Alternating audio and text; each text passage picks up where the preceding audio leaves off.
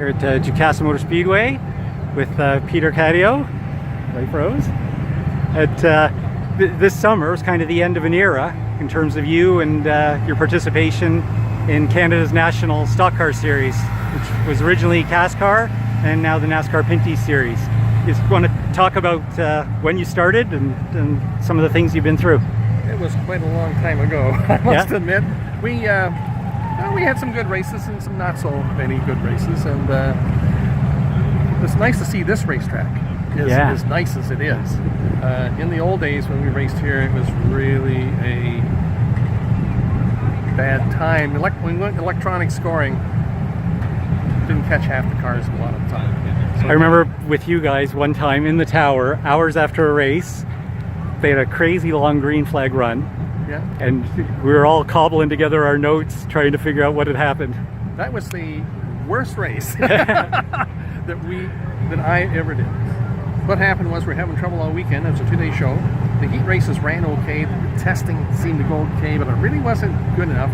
Come to the feature time. You had 38 cars, as I recall. Green flag went down, counted 11. Next lap to come around, counted another 11, but not the same 11. Oh. So I said, okay guys, shut that down. We're doing it manually. We had a yellow around lap 30. And then we ran from there till around 2:25 or something. Ran through. And thank God for Donnie Thompson and the Home Hardware 4 for being the class act that day. Because everybody knew that he was the leader. And after that, as guys were running out of fuel, they're coming in and they were losing laps and whatnot. So at the end of the race, I knew that Thompson won. I was guessing at everybody else. Our notes, everybody's tired, of course, and all that stuff. So I brought all the crew scoring people up. You were there. We sat there and we come up with a half-assed finish. And Rose and I, we went home. We went to bed. I went to work the next day, come back, we spent Monday night, Tuesday night, Wednesday night sorting it out. It was all there on paper. Yeah. And we posted the finish on Thursday. Yeah. And it was right. Yes. But on Sunday night, I couldn't have told you. That was a long day. That was a long day. That was the worst day. Tony said to me before the race, he says, how's it going? I says, I don't know, it looks kind of iffy. He says, well, if I see you going out the back door, I'm going out the front. But anyway. But when did it all start, though? Like for you, I guess it was at Delaware? Yeah, I actually started as when I was taking auto mechanics in school, my cousin bought a race car. It was an old Jim Howard 32 Dodge. Went through several hands before we got it. And I got myself on the team. Little did I know, I was kind of the expert mechanic, which tells you really nothing. And from there, we ran out of money, so I became a fan, got to know a lot of people. And then one day I was talking to Jack Reedy. He offered me a job at Delaware when he ended up at Delaware. And I was assistant announcer for a year and a half to Sandy Harrison. Oh. And then the spring of 71, he says, well, Cheesy actually said it. He says, which was Jack's father-in-law, he says, how's like you head score? Yeah, that sounds like fun. How do you do that? And so they give me a couple of lessons, and from there until the end, you know, people were pulling stunts on you. And I remember times that I got suckered in like a lot of the other ones. But eventually we fought it. We caught a few guys, you know, and it worked out pretty good. And then so when Tony bought the racetrack, he wanted to he kept us on, and his dream was to do a national series. And that caught my fancy, so we did that. And so the first CASCAR series, the number 7, Rothmans was part of that. And so we did that. Got that picture of you guys, the team, the first team there. Yeah. 1981. Yeah, 81. And we did that show, or that series, and then lost sponsorship. And so a lot of people don't know it, but we just took the CASCAR rule book and just used it at Delaware. The next 2 or 3 races. And meanwhile, Tony started working the street stocks. In those days, we had so many street stocks. We come up with the A street stock class and the B street stock class. We were moving the bottom 4, top 24, bottom 4 of that, in the 25th to 28th. moving them back and forth depending on how they did it, eh?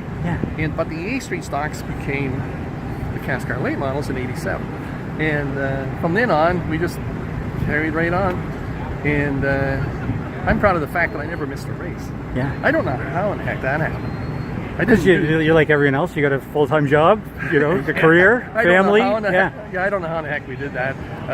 I'm retired now from this job and from my full-time thing, and I don't know how I had time to do all that. Really, because I don't have time to do what I want to do now. Yes. Anyway, it happens a lot. Retired people get busier. Yeah, it seems like. And anyway, we did that. We had a great time. I was bugging Tony around 1990 about electronic scoring. Finally in 95, I think it was, AMB came over trying to sell in North America, and we had a sample done at Delaware. It was awesome. And then here, later that year, we had a California outfit come in, want us to do that. And it was bad. It was a little box with an antenna stuck on the back of the car, and we were counting cars on the front straightaway and on the back straightaway, and in the pits. All right. You know, so it failed. And but anyway, about '97, Tony was able to get the funds together. We went electronic. I think we were probably the first in Canada as far as stock cars go. And everything was a lot of learning on that too. And it went along pretty good. We really enjoyed it. And Rose retired in '04. And if it wasn't for that series, though, I would have never gotten to see the Rockies, the Pacific Ocean, you know, all that stuff. It was on Tony's dime, you know, so to speak. And we had a great time. Yeah, really enjoyed it. Now, then it morphed into the NASCAR series. NASCAR. You guys were there from day one with that. Yeah, and it was quite different though, because back Tony and I and Louie and Rez and a few other guys, we'd get together in the wintertime and hash out rules, because somebody was always saying, you should be doing this, you should be doing that. And one of the things I always had, because I played devil's advocate a lot, was that you had to have a rule that you could police and was fair. Yeah. And when we come into NASCAR, instead of being second, say, from the top, I was 3,297 or whatever the number was, and didn't have a hope in heck of having your vision. If you saw something that should be fixed, no hope. Yeah. Not at this level here. Right, there's like a template. And and it's a pretty good template. Yeah, no, absolutely. There's nothing wrong with it that way, but if you have a better idea, getting at who wants to make the decision is just impossible. Yeah. Anyway, but And then in the later years, so you transitioned away from scoring. Well, NASCAR did not have a head score. Okay. Per se. They created the position apparently for me in '07, in '08, and we did that, but it was really tough because I couldn't make a call. All those years and seeing something, I'd make a call, and I had to stand behind it, of course, and it was great. But then those years, I'd see stuff, can't make a call because the series director or the race director, that's their call. So you tell them, and they say, and so then they morphed me into the pace car, and I thought, just a step away from retiring, you know. So I drove that from '09 to earlier this year, and that was fun.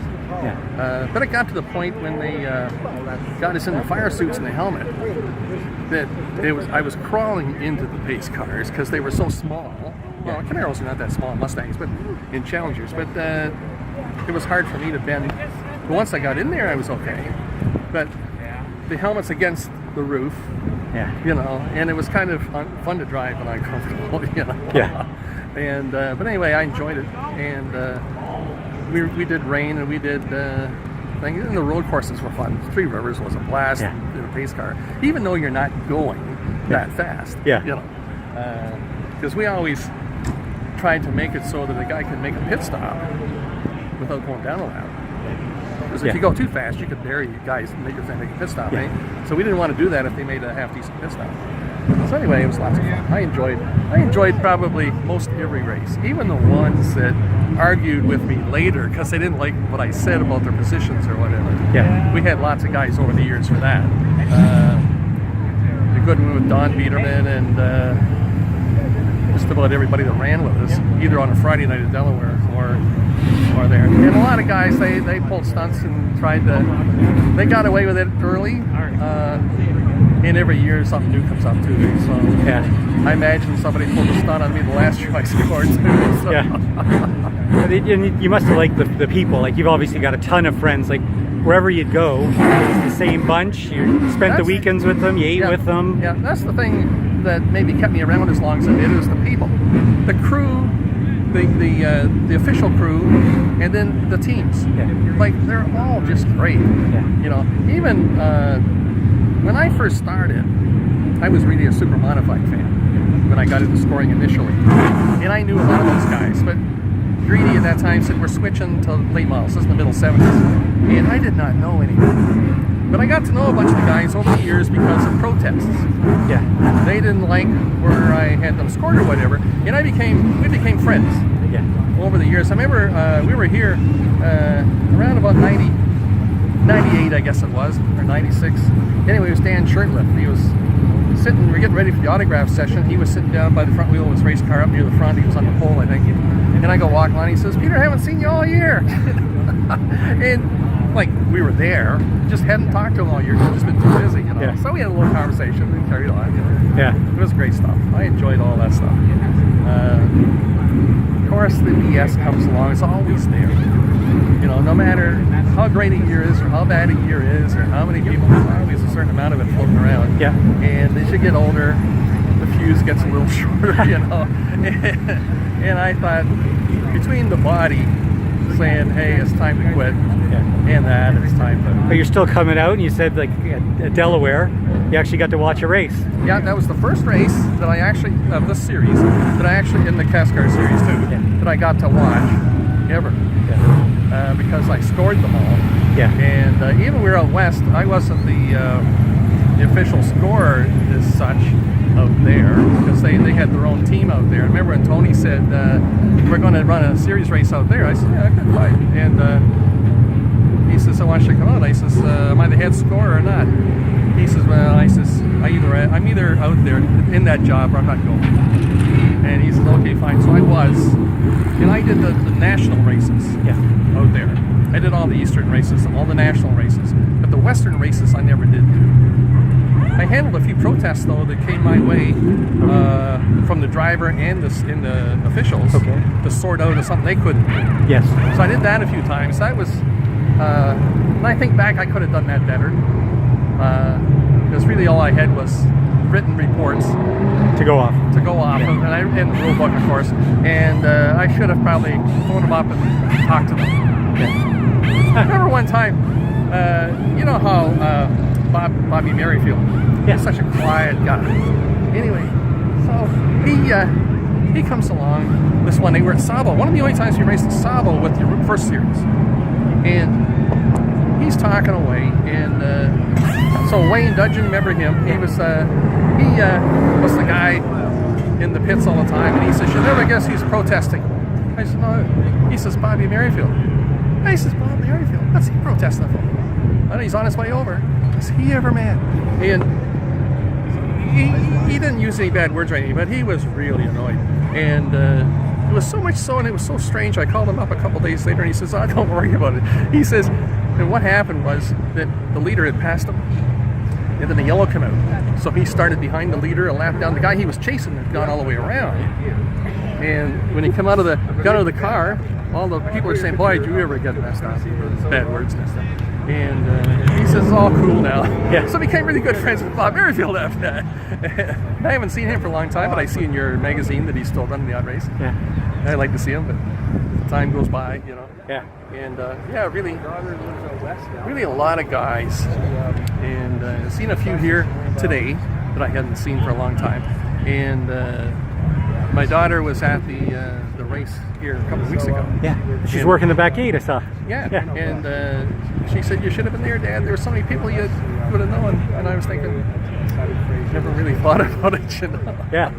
I, as far as the retirement portion is concerned, I can sit down there on a Saturday night in front of the TV and I look at my watch and say, "Oh yeah, they're doing this now, and they're doing that." And but as far as it was time for me to pack it in. Let the young folk take over. You know, you laid the groundwork and set a good example and had a good time doing it, I hope. We tried to be fair and honest with everybody, and you know, like you say, lay the groundwork, and I guess we did a pretty good job. I don't know. I'm sure there's lots of people around still that just he screwed me bad, you know, or whatever. No, it's always a pleasure to see you and deal with you. I really and Rose. appreciate it, Greg. Yeah. Anyway, thanks so much, Peter. No problem. All right. Anytime, Greg. Okay, enjoy the race. Thank you.